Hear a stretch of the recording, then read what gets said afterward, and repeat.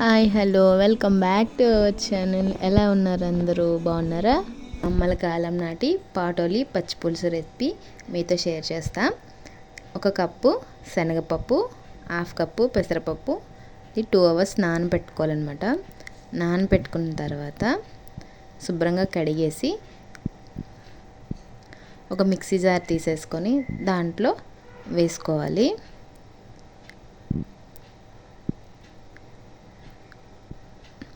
వేసుకున్న తర్వాత మీకు టేస్ట్కి సరిపడగా సాల్ట్, నెక్స్ట్ 1 స్పూన్ జీలకర్ర,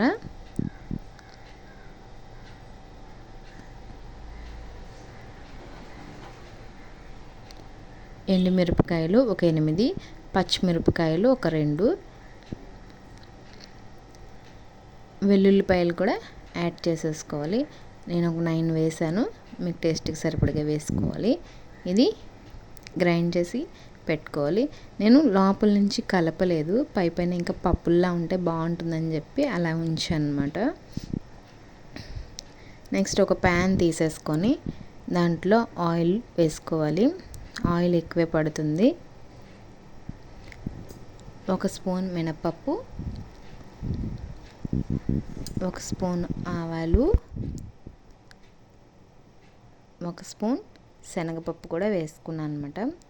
వేసుకొని వేయించుకోవాలి. ఇవి మంచి కలర్ వచ్చిన తర్వాత నేను 2 ఆనియన్స్ కట్ చేసేసి పెట్టుకున్నాను అనమాట. ఇప్పుడు పోపు వేగిన తర్వాత ఉల్లిపాయ ముక్కలు కూడా వేసి వేయించుకోవాలి. తర్వాత పచ్చిమిరపకాయ ముక్కలు కూడా వేసుకోవాలి. కరివేపాకు, ఇవన్నీ మంచి కలర్ వచ్చినంత వరకు వేయించుకున్న తర్వాత మనం పేస్ట్ రెడీ చేసుకున్నాం కదా, అదే బ్యాటర్. ఆ బ్యాటర్ని దీంట్లో ట్రాన్స్ఫర్ చేసేసేయాలన్నమాట. వాటర్ అది ఏమీ వేయకూడదు. వేసేసి కలుపుతూ ఉండాలన్నమాట. టేస్ట్ అయితే చాలా బాగుంటుంది. మీరు కూడా ట్రై చేయండి ఈ రెసిపీని.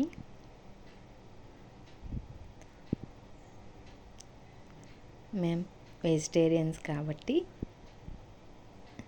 అన్నీ ఇలాంటివి వస్తాయి. కొంచెం ఆయిల్ కూడా వేసుకోవాలి. ఇలాంటి రెసిపీస్ మీకు ఏమైనా కావాలంటే నాకు కామెంట్ చేయండి. నాకు వీలైనంత మట్టుగా చేసి పెడతాను అన్నమాట. నెక్స్ట్ కాసేపు మూత పెట్టుకోవాలన్నమాట. మూత పెట్టుకున్న తర్వాత ఒక 3 మినిట్స్ ఉంచిన తర్వాత తీయాలి. తీసి చూడండి, అలా కొంచెం కొంచెం విడుతూ ఉంది కదా. ఇంకా మూత పెట్టుకొని ఉంచుకోవాలి. మనకి లోపల బ్యాటర్ అంతా డ్రైగా అయిపోవాలి. వాటర్ అది ఆ చెమ్మ అనేది ఉండకుండా మనం చూసుకోవాలన్నమాట. అంతే అండి. మీకు కావాలంటే కొంచెం కొంచెం ఆయిల్ కూడా వేసుకోవచ్చు. వేసుకుంటూ కలుపుకుంటాను. అయిపోయింది. స్టవ్ ఆపేసి వేరొక బౌల్లోకి తీసేసుకొని సర్వ్ చేసుకోవడమే.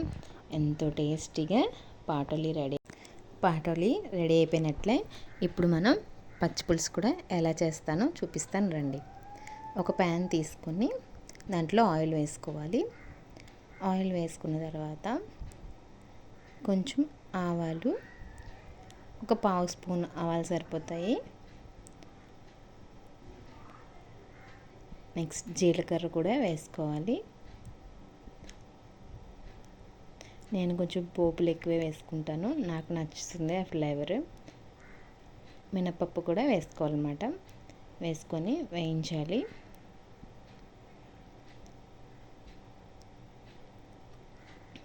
పాటోలికి మంచి కాంబినేషన్ పచ్చిపులుసు అన్నమాట. నెక్స్ట్ దీంట్లో మిరపకాయ ముక్కలు, కరివేపాకు, ఉల్లిపాయ ముక్కలు కూడా వేసి వేయించుకోవాలి.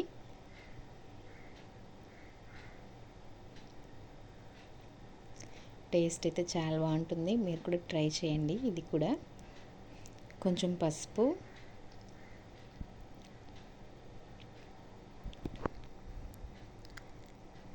కొంచెం సాల్ట్ వేసుకోవాలి.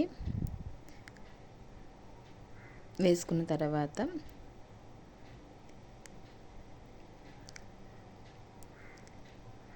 ఇది ఇంకా స్టవ్ ఆఫ్ చేసేసుకోవడం అనమాట. నెక్స్ట్ మనం కొంచెం చింతపండు నానబెట్టుకొని పక్కన ఉంచుకోవాలి. నేను చింతపండు తీసుకున్న ఒక నిమ్మకాయ సైజ్ అంతా. ఆ నిమ్మకాయని జ్యూస్ అంతా తీసుకున్నాను అనమాట.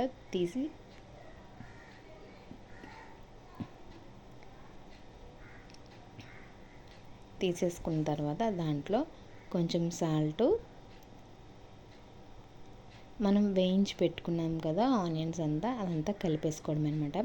పోపు అంతా పులుసులోకి వేసేసుకోవాలి.